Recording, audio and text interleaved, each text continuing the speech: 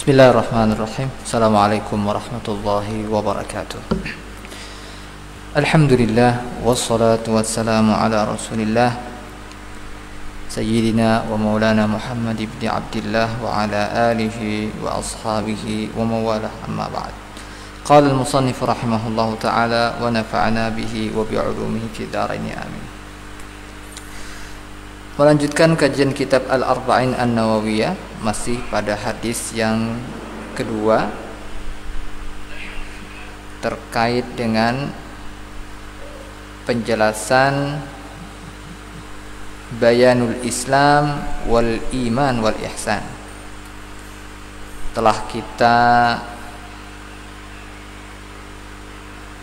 bahas terkait dengan al-Islam dan al-iman. Pada malam hari ini kita akan membahas tentang al-ihsan.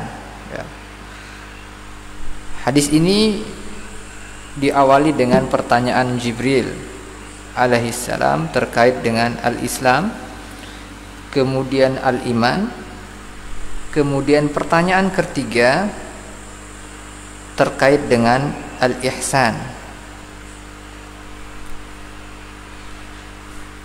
Qala fa akhbirni 'anil ihsan. Jelaskan kepadaku tentang al-ihsan.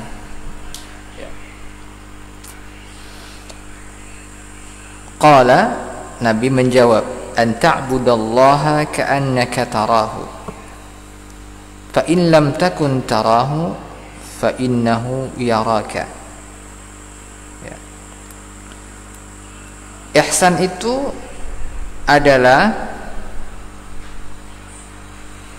Nabi menjelaskan, an ta'budallah, bahwasanya Anda beribadah.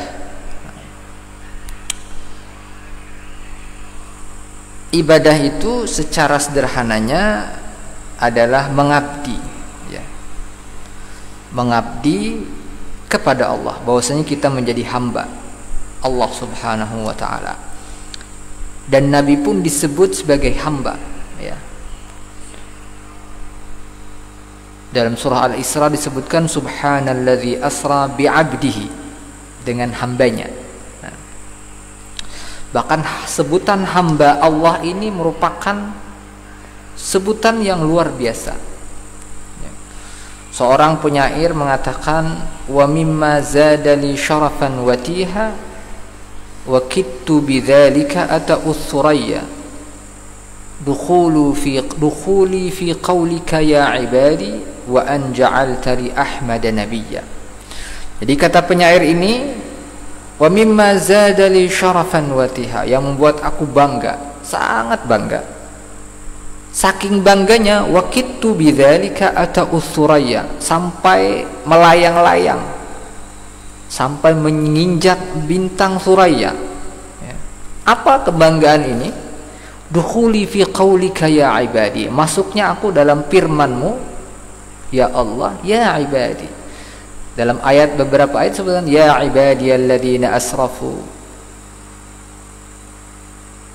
yang kedua wa an ja'alta li ahmad nabiyya, bahwasanya Engkau menjadikan bagiku Muhammad Rasulullah sebagai nabi.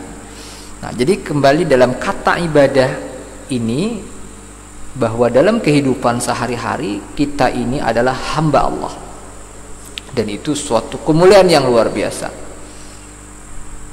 ya. Dan ibadah ini merupakan tujuan dari penciptaan. Jadi kita punya tujuan, goal dalam hidup dan kehidupan ini adalah mengabdi kepada Allah. Wa ma khalaqtul jinna wal insa illa liya'budun, kata Allah, dan tidak aku ciptakan jin dan manusia kecuali menyembah aku, mengabdi kepada aku. Jadi apapun yang kita lakukan, seluruh kegiatan, seluruh aktivitas, mulai bangun tidur sampai tidur lagi, itu merupakan aktivitas kita sebagai hamba Allah Subhanahu wa ta'ala, bentuk pengabdian kita kepada Allah Subhanahu. Yang kita lakukan sekarang ini bentuk pengabdian, apapun yang kita lakukan. Nah, bagaimana menjadikan kita sebagai hamba Allah? Yaitu dengan merencanakan seluruh aktivitas dengan baik, yaitu dengan melalui niat, ya. An ta'budallaha ka'annaka tarah. Bahwasanya kita mengabdi, melakukan seluruh aktivitas, kegiatan ka'annaka tarahu, seakan-akan tarahu, melihat Allah. Kita ini melihat Allah. Nah, dalam kajian tasawuf ini diistilahkan dengan musyahadah. Jadi seakan-akan kita melihat Allah Subhanahu wa taala. Sementara Allah itu jelas dalam tauhid bahwa Allah itu laisa kamitslihi syai'un. Tidak seumpama dengan apapun, ya. Fa in lam takun tarahu, apabila kita tidak mampu untuk melakukan musyahadah ini, maka fa innahu yaraka, maka yakini bahwasanya Allah itu melihatmu. Nah, dalam kajian tasawuf ini diistilahkan dengan muraqabah. Muraqabah ini kita merasa dikontrol, ya. Saat ini bahwasanya apa yang kita lakukan itu semua tercatat. La yughadiru saghiratan wala kabiratan illa ahsaha. Ada petugas khusus, ya. Malaikat hafazah kiraman katibina ya'lamuna ma taf'alun. Apapun yang kita lakukan dicatat. Wa may ya'mal mithqala dzarratin khairan yarah wa may ya'mal mithqala dzarratin syarran yarah. Semua dicatat, sekecil apapun kebaikan, sekecil apapun keburukan, itu dicatat oleh Allah Subhanahu wa taala. Nah, ini al-ihsan. Muraqabah ini nanti di sisi lain ini sangat relevan dengan kajian kekinian terkait dengan fungsi-fungsi manajemen. Ada fungsi controlling. Dulu di zaman dulu ada istilah waskat, pengawasan melekat. Nah, kata Kiai Zainuddin waktu masa kecil itu, kata Kiai Zainuddin MZ, kalau Islam punya waskat juga, pengawasan malaikat. Jadi kalau kita diawasi, ya dikontrol, disupervisi oleh atasan, itu hanya beberapa saat bertahan. Atasannya pulang, atasannya tidak masuk, atasannya sakit, ya sudah, kembali ke asalnya, habitatnya. Kalau ada atasan, ya bekerja. Pulang atasan ganti, main catur, main apa. Padahal ini jam kerja. Tetapi ketika yang menjadi pengawas kita, supervisor kita ini adalah malaikat, adalah Allah Subhanahu wa taala, maka kita akan senantiasa melakukan kebaikan. Tidak berani kita melakukan keburukan, kejahatan, korupsi nggak mungkin, karena kita takut. Nah, nanti kita akan jelaskan lebih detail tentang al-ihsan ini. Nah, maka dalam penjelasan tentang al-ihsan ini adalah al-ihsan itu secara bahasa adalah al-itqan. Al-itqan itu melakukan sesuatu dengan sempurna, ya. Ini jelaskan hadis lain, innallaha ahabba 'abdan idza 'amila 'amalan ayutqinah, ya. Allah mencintai hamba. Nah, jadi kalau kita nih udah paham nih, untuk meraih cinta dari Allah itu, maka Allah akan mempekerjakan kita dengan kebaikan-kebaikan. Indikator, ya, ciri bahwasanya kita dicintai Allah saat ini. Mudah-mudahan kita dicintai Allah. Dengan apa? Kita diberikan kesempatan oleh Syekh Ramadan Muti jelaskan kenapa kita dicintai Allah. Karena Allah memberikan kita kesempatan untuk bersujud, Allah memberikan kita kesempatan untuk berdoa, Allah memberikan kita kesempatan untuk berzikir, Allah memberikan kesempatan saat ini untuk kita belajar. Mudah-mudahan ini indikator cinta Allah kepada kita. Nah, kembali ke ihsan tadi. Allah mencintai hamba, siapapun hambanya. Kapan seseorang hamba ini mendapat cinta dari Allah? Idza amila amalan, apabila dia melakukan pekerjaan. Amalan ini dalam bahasa Arab nakirah, umum. Amalan ini kan nanti kalau bahasa kita sempit, ya. Amalan ini ya tasbih, zikir, salat. Amalan ini artinya kerja, aktivitas, apapun bentuk aktivitasnya. Misalnya nih kita saat ini melakukan apa namanya live streaming, ini bentuk itqannya bagaimana? Ini ada kameranya 2 misalnya, modal ini, ya kan? Nah nanti ada studio kecil di sana, sound systemnya pun mixer segala macam. Nah itu itqan. Enggak itqan itu apa? Suaranya gererekan, apa namanya istilahnya itu? Suaranya tuh nah itu enggak itqan. Jadi kalau kita mempersiapkan, ini kan disiapkan nih, kabelnya disiapkan, tadi kipas angin bunyi dipindah, itu itqan. Nah, apapun pekerjaannya, idza amila amalan ayyutqina. Nah, yang kita tekankan itqan ini. Ketika melakukan sesuatu tuh mungkin bahasa yang kekiniannya profesional, ya profesional. Melakukan apapun profesional. Apapun yang kita profesi yang kita lakukan. Itu salah satu cara meraih cinta dari Allah Subhanahu wa taala. Allah mencintai.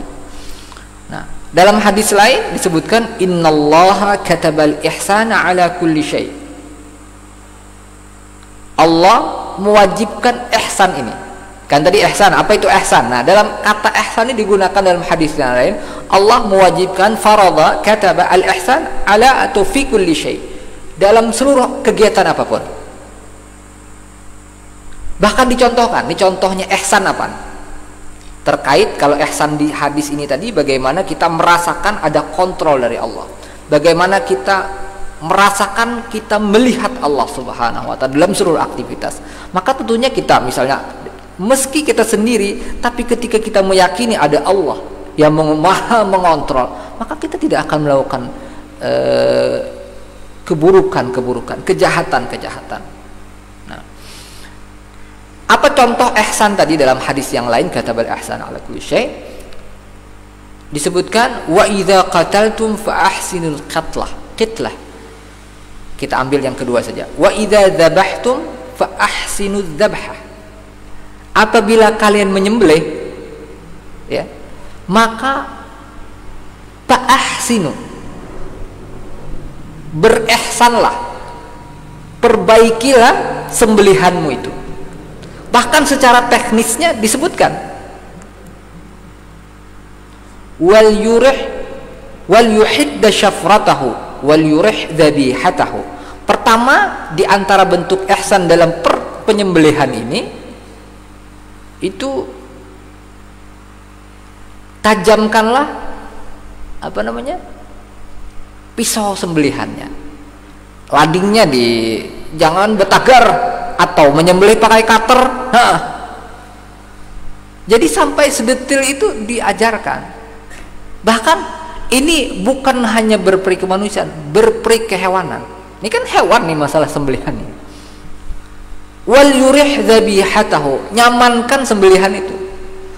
Ulama diantaranya diatur dalam fikih, nanti kalau nyembelih katanya jangan rombongan. Jadi ketika menyembelih yang satu, yang lainnya jangan disuruh melihat, cari tempat lain lagi. Jadi mohon maaf, bukan hanya manusia yang dipikirkan, hewan, urusan menyembelih hewan aja, maka jelas apalagi membunuh. Membunuh ini perkara besar. Salah satu daruriyatul khams yang dijaga itu adalah jiwa. Jadi kalau membunuh tuh waman faka'annama qatala an-nasa jami'a, diperumpamakan dalam Al-Quran, orang yang membunuh satu orang sengaja itu seakan-akan membunuh seluruh manusia. Kenapa? Makanya dalam Islam ketika ini tidak, sanksinya kan berat nih. Ketika pembunuhannya akan dibunuh juga. Ini diatur dalam fikih. Kenapa? Ketika ini dibiarkan, maka pembunuhannya akan menjadi biasa. Maka akan orang tidak punya sanksi, tidak punya rasa takut. Nah, jadi ihsan tadi sederhananya adalah profesional apapun yang kita lakukan. Jadi apapun profesi kita harus meningkatkan, mengupgrade diri. Bagaimana kita menjadi sosok yang profesional dengan profesi yang kita geluti. Jadi bukan ibadah saja. Ibadah apalagi? Sholat gitu. Ini dalam berinteraksi pun demikian.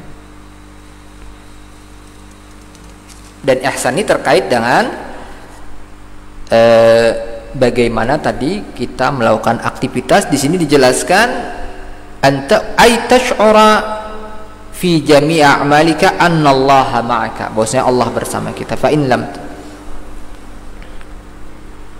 jadi kita simpulkan al-ihsan tadi apa? Al-ihsan tadi bagaimana kita melakukan kebaikan, memberikan yang terbaik dalam seluruh aktivitas kegiatan. Caranya bagaimana? Kita harus merasakan, harus melakukan dua usaha. Pertama, merasakan, melihat Allah di setiap kegiatan kita. Yang kedua, merasakan Allah senantiasa mengontrol kita. Coba lihat kamera ini. Saya tidak mungkin, karena ada kamera, makanya jarang sekali, mohon maaf, para public figure, mohon maaf, para artis, itu jarang sekali kita, mohon maaf, penampilannya kurisaan tuh jarang. Bahasa Banjarnya itu kurisaan, bahasa Indonesianya apa? Saya punya teman dulu, ya temen ini ponakannya artis gitu. Jadi dia jerawat satu aja bingung. Kalau kita jerawat kena kemari kan nggak bingung-bingung. Kenapa? Karena takut sekali kalau penampilan ini di hadapan penggemarnya, fansnya, kameranya buruk tuh takut ya. Kalau kita ini kan karena memang ya tadi kan kalau ada kamera kan kita siap-siap, nggak mungkin kita menampilkan yang buruk. Nah, maka bagaimana kita menghadirkan bahwasanya dalam setiap kesempatan, setiap saat, setiap detik ada kamera Allah yang CCTV besar yang senantiasa mengontrol kita. Kesimpulan al-ihsan, ada al-iman, ada al-islam, al-iman, ada al-ihsan. Kemudian pertanyaan selanjutnya, fa akhbirni anis sa'ati, maka beritahukan, informasikan kepadaku terkait dengan as-sa'ah. Sa'ah ini kiamat, kapan terjadinya? Kenapa disebut sa'ah? Sa'ah itu kan sebentar, sekejap. Karena saat itu sesaat. Kalau ini sudah jadi bahasa Indonesia, sa'ah bahasa Arab, bahasa kita saat ya. Ya. Bahasa Arabnya sa'ah. Banyak bahasa-bahasa Indonesia ini yang merupakan dari bahasa Arab. Disebutkan kenapa sa'ah, sesaat, karena waktu itu ketika terjadinya kiamat itu hanya dalam waktu sesaat. Ditiuplah sangkakala, wa nufikha fis suri, maka semuanya hanya sesaat itu semua akan mati. Bahkan disebutkan nih lagi mengangkat suapan, mau makan nih, makan. Ketika kiamat ini nggak nyampe, langsung mati, saking cepatnya. Semoga Allah melindungi kita semua ya. Mata sa'ah, kapan itu kiamat? Dan Nabi juga pernah ditanya oleh seorang dengan ya, mata sa'ah, kapan itu kiamat? Di dalam riwayat yang lain, kalau ini terkait hadis ini, ketika ditanya kapan kiamat, ini Nabi balik bertanya, madza a'dadta laha? Kata Nabi, kamu bertanya kiamat itu yang kamu siapkan apa?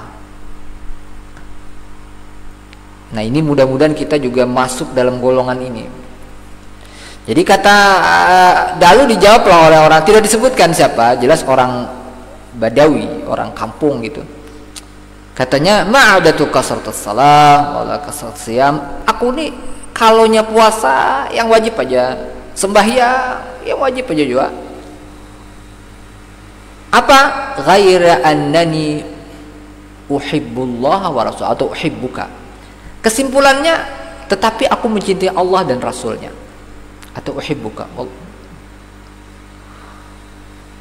Ujung hadis ini yang mungkin menjadi mudah-mudahan menjadi bagian dari ujung hadis ini.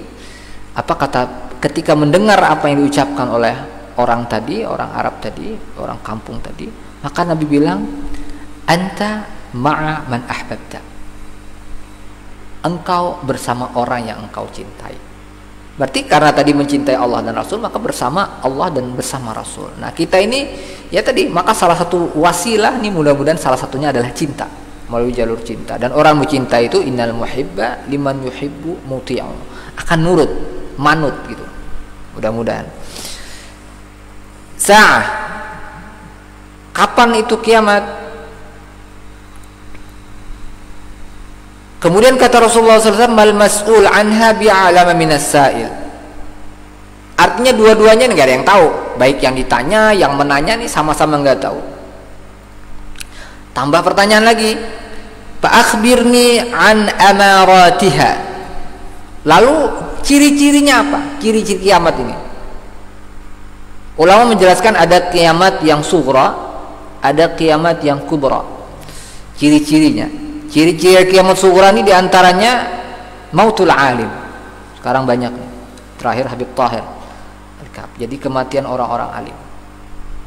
Dan ilmu itu tidak dicabut intizaan, langsung serta-merta. Tetapi ilmu itu hilang dengan apa? Biqabdil ulama, dengan wafatnya ulama. Nah, ini kita bukan berarti berpasrah, maka kita harus berikhtiar bagaimana kita mencetak, memproduk, mengkreat, mengkader ulama-ulama pengganti. Ya. Di antaranya juga ciri-cirinya itu zina sudah menyebar, terus khamar, kalau bahasa sekarang ya sudahlah, ini pasir wallahu alam, prestasi nomor berapa terkait narkoba. Berarti ciri.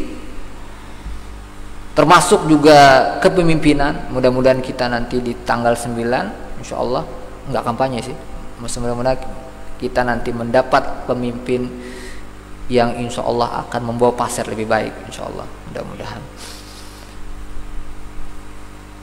Nah, ada ciri-ciri kiamat kubra. Di antaranya nanti ada zuhur Imam Mahdi, ada Nabi Isa, kemudian terbitnya matahari di barat, tenggelam di timur, kebalikan. Ya, sudah tidak ada keteraturan gitu. Nah, itu ciri-ciri. Di sini amaratiha, apa cirinya? Maka Nabi menjawab, antalidal amatu rabbataha wa antaral hufatal uratal alata ri'a'a aw ru'a'a syahi yatatawaluna fil bunyan. Apa ciri kiamat itu? Pertama, antalidal amatu rabbataha. Ulama menjelaskan salah satu interpretasi, salah satu penjelasan antalidal amatu rabbataha ini adalah, kalau asli katanya amah ini budak perempuan melahirkan tuannya. Ini bahasa lain dari bahwasanya antalidal amah rabbataha, budak perempuan melahirkan tuannya. Ini maksudnya, sederhananya, bahasa kekiniannya ini adalah orang tua itu diperbudak anaknya, atau banyaknya tren durhaka kepada orang tua. Ini banyak sekarang. Dulu kita takut sama kuitan itu orang tua. Sekarang kuitan takut, orang tua takut sama anaknya, sekehendak anaknya. Nah, ini perlu juga kita perhatikan bersama, bagaimana agar kita mendidik anak ini, mengenalkan dia dengan adab-adab. Sebenarnya Islam sudah jelas, diantaranya bagaimana sih kurikulumnya, diantaranya umur 7 tahun itu diajarkan, disuruh sholat sudah, muru auladakum. Lalu dipukul. Nah, banyak nih pemukulan ini banyak disalah artikan. Ya. Jadi pemukulan itu adalah bentuk takdib, pembiasaan di umur 10 tahun bagaimana dia sholat. Sekarang kan anak tidak mikir sholat atau tidak.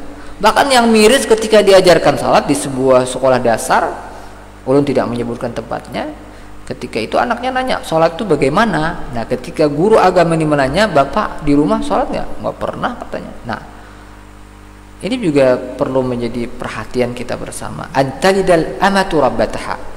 Jadi kesimpulannya, banyaknya kadang malah anak ini misalnya juga yang menjadi baby sister buat anaknya ini neneknya. Nah, ini salah satu. Ya, tapi tidak semua ya, tergantung anunya. Bahkan nanti orang tua anak ini, bahkan kan nanti kalau sudah orang tuanya ini tua, apa yang terjadi? Padahal dalam Al-Quran jelas orang tua ini mendapat perhatian penting. Wa qadha rabbuka alla ta'budu illa iyyah, tauhid dulu. Wa bil walidaini ihsana, berbuat baik kepada orang tua. Nomor 2, imma yablughanna 'indakal kibara ahaduhuma aw kilahuma fala taqul lahumā uff. Apabila sudah tua, maka jangan kamu katakan uff.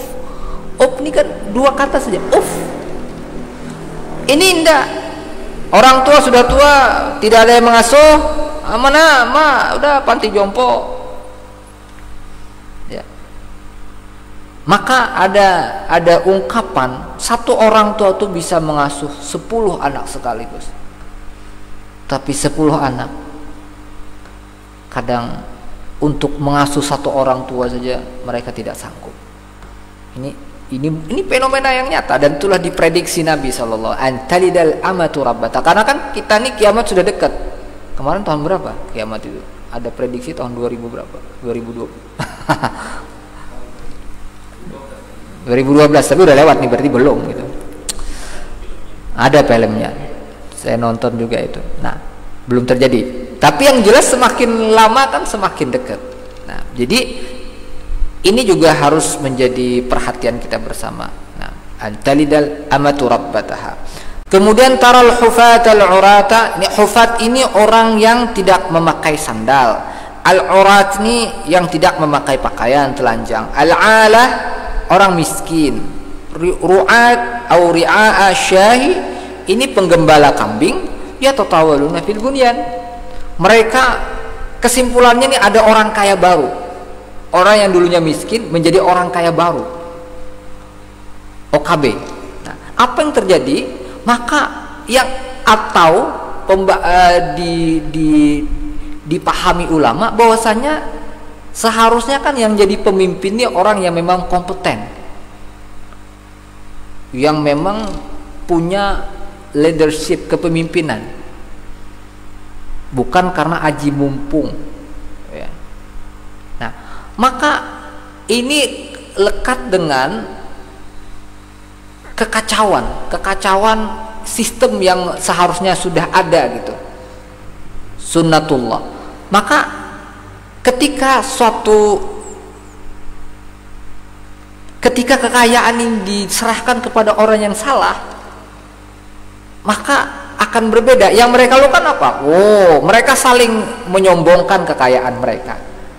Sementara dalam hadis dikatakan ni'mal malu salih ala rajulis salih atau biyadir rajulis salih. Kekayaan itu akan sangat baik ketika di tangan orang yang tepat. Atau ada 2 kata Nabi sallallahu alaihi wasallam, la hasada illa fisnataini. Tidak boleh kita hasad atau menginginkan, seperti kalau hasad itu kan tamanni zawali ni'matil ghair, kita menginginkan hilangnya nikmat pada orang lain. Ada orang kaya kemudian kita mudahan hartanya habis, itu hasad. Tetapi sini hasad di sini ghibtah, kita pengen tetapi bukan berarti punya yang dia miliki itu hilang. Ada 2. Yang pertama orang yang alim kemudian dia mengajarkan, dia belajar mengajar, bersedekah waktu, bersedekah tenaga untuk apa? Berbagi keilmuan. Yang pertama. Yang kedua orang kaya, maka kekayaannya ini dia bagikan. Kekayaannya bukan di kepala. Ya, wala taj'alid dunya akbar hammina wa la mablagha ilmina. Jadi di tangan saja dibagi. Nah, maka di sini disebutkan di antaranya bahwasanya ketika itu sistem kepemimpinan pun menjadi berubah. Yang memimpinnya adalah yang punya modal, yang mirip-mirip transaksional. Nah, dan ini merusak. Sudah jelas money politik itu kan merusak. Akhirnya yang memimpin ini bukan ahlinya. Dan Nabi menjelaskan, sementara dalam teori manajemen jelas fungsi organizing menempatkan orang yang kompeten. Tadi kan asalnya itu profesional kan harus sesuai. Maka dan ini disebutkan Nabi, idza wussidal amru ila ghairi ahli fantawir sa'ah. apabila sebuah permasalahan kepemimpinan misalnya diserahkan kepada yang bukan ahlinya, fantadhiris sa'ah, maka tunggulah kehancuran, ketidakteraturan. Maka ketika misalnya yang dipimpin orientasinya, mohon maaf, materi, yang terjadi ya sekarang ini. Yang terjadi ya, mohon maaf, korupsi, nepotisme, itu terjadi. Akhirnya yang memimpin ini bukan yang ahlinya, sehingga dia tidak peka. Kita di tengah kondisi COVID, sulit ekonomi, tidak peduli, tetap dikorupsi. Nah ini kan masalah tadi. Seandainya punya, mohon maaf, punya musyahadah, punya muraqabah, bahwasanya Allah senantiasa melihat, kemudian bagaimana muslim ini, mohon maaf, satu hadis saja misalnya kita amalkan, kita yakini, kemudian kita lakukan, nggak ada orang miskin maka kata Syekh Mutawalli Sya'rawi, apabila di sebuah negara ada orang miskin, maka yakinilah, mohon maaf nih kata Syekh Mutawalli, maka yakinilah ada orang kaya yang memakan harta orang miskin tadi. Dan ini harus, jadi bukan hanya masalah ibadah, Islam itu juga mengatur masalah sosial ekonomi. Misalnya dalam satu hadis, seseorang itu keimanannya dipertanyakan, la yu'minu ahadukum, dia bisa tidur nyenyak, wajaruhu ja'iyang, ada tetangganya kiri kanan, tetangga kiri kanan nih, ada yang kelaparan, itu kurang beriman kata Nabi. Dipertanyakan keimanan, satu aja, satu ini saja. Misalnya kita anggap satu RT saja, satu RT, kita wajib satu RT ini yakin tidak ada yang kelaparan di RT kita. Pasti Allah ciptakan di RT itu orang yang mampu. Kalau toh ini bukan masalah kaya dan miskin, ini masalah mental. Ada orang kaya mentalnya miskin, ada orang miskin mentalnya kaya. Ini kan masalah hati sebenarnya. Kadang orang kaya, mohon maaf nih, bukan bukan orang, kadang yang sederhana mereka tidak punya utang, sementara yang mereka yang lain yang kaya utangnya banyak. Nah berarti yang kaya ini yang mana? Ada orang punya mobil, punya ruko banyak misalnya, tanya ada hutang Pak Haji? Ada. Berapa di bank? 1 miliar. Ada orang yang sederhana, rumahnya ngontrak gitu, tanya ada hutang kah? Nggak ada. Nah kira-kira yang kaya ini yang mana? Nah, ini kan masalah prestise, masalah penampilan luar saja. Nah tadi maka di sini dijelaskan bahwasanya nanti akan ada, kata Nabi, dekat-dekat kiamat itu akan ciri-cirinya akan ada mulai tidak teratur lagi. Ya. Mudah kita selesaikan di sini. Ya tatawaluna bil bunyan, mereka saling berlomba-lomba untuk bermegah-megah dengan apa? Dengan dunia. Ya, bukan dengan akhirat. Nah di zaman Nabi diriwayatkan, ini ada penjelasan dari Imam Hasan al-Basri ketika itu beliau sowan atau ziarah ke rumah istri-istri Nabi. Ternyata rumah Nabi itu sangat sederhana. Apa sederhananya? Imam Hasan al-Basri ketika mengangkat tangan beliau, maka ini sudah nyampai di atap rumah Nabi. Masya Allah, tabarakallah. Jadi kita prihatin, gedung NU ini masih jauh nih. Hasan al-Basri berdiri sampai, sederhana sekali rumah Nabi, ukurannya sederhana, subhanallah. Nah ya tatawal thumma talaqa, kemudian berdiam, falabistu malian, riwayat malian ini 3 hari. Itu maqala ya Umar, kata Nabi SAW, Umar, atadri manis sa'il, tahukah kamu siapa yang bertanya? Qultu Allahu wa rasuluhu alam, kata Umar, aku tidak tahu, Allahu wa rasuluhu alam. Qala fa innahu Jibril, maka yang datang tadi Jibril. Atakum yu'allimukum dinakum, Jibril datang itu tuh mengajarkan agama, tentang agama. Jadi agama itu terkait dengan al-Islam. Ini nanti ilmunya ilmu apa nih Islam nih? Ilmu fikih, salat, ya, puasa. Al-iman terkait apa nih? Tauhid. Ya, iman kepada Allah, iman kepada malaikat. Kemudian al-ihsan. Nah, kata ulama al-ihsan ini terkait dengan tasawuf, bagaimana hati kita, mengontrol hati kita. Nah, 3 ini adalah istilahnya 3 in 1, satu yang tidak terpisahkan, tidak bisa dipisah-pisah. Fikihnya saja, maka fikih ini kan kaitannya sholatnya sudah secara fikih sudah selesai, tetapi khusyuk. Nah di al-ihsan ini Bagaimana salat tadi, salat terbaik. Maka di negara-negara Arab itu biasanya ketika salat itu, ya bid'ah sih mungkin ini. Jadi mereka biasanya imam ini sebelum salat itu qad qamatis salatu qad qamatis salat, Allahu akbar la ilaha illallah. Imam ini berpaling ke hadapan jamaah. Kemudian memerintahkan suwufakum, ratakan, luruskan. Fa inna taswiyatu sufuf min tamamis shalah. Kemudian ada tambahan. Tambahan apa nih? Wa'lamu annakum baina yadayillah. Nah, ini kaitan dengan ayat sana. Yakini sekarang nih ketika mau salat kita sedang berada di hadapan Allah. Nah, masalahnya kita kadang ingat, buka-buka kamat sudah langsung sembah Allahu Akbar kan. Nah, maka dalam rukun sembahyang tuh ada berdiri batul kalau bahasa Banjarnya. Bujur-bujur berdiri ingat kalau bahasa Banjarnya. Nah, wa'lamu annakum baina yadayillah. Kemudian apa lagi? Di antaranya kata imam ini biasanya shallu salatal muwaddi'. Salatlah seakan-akan salat ini salat yang terakhir. Nah, kalau salat ini salat terakhir, ini misalnya salat Isya tadi, besok kita mati. Maka apa yang kita pikirkan? Tentunya kita akan mempersembahkan salat yang terbaik. Ini kaitan dengan al-ihsan tadi. Nah, jadi mudah-mudahan ini alhamdulillah sudah selesai di hadis yang kedua. Hadis yang pertama terkait dengan niat, bagaimana sederhananya niat itu kan manajemen, bagaimana kita merencanakan kegiatan agar bernilai di sisi Allah. Hadis yang kedua terkait al-Islam, al-iman dan al-ihsan. Bagaimana dalam hidup ini kita berislam, beriman dan berihsan. Sehingga apapun yang kita lakukan yang keluar kita menjadi manusia yang produktif, bukan hanya sekedar produktif, tapi kita berprestasi, ya, profesional apapun yang kita lakukan.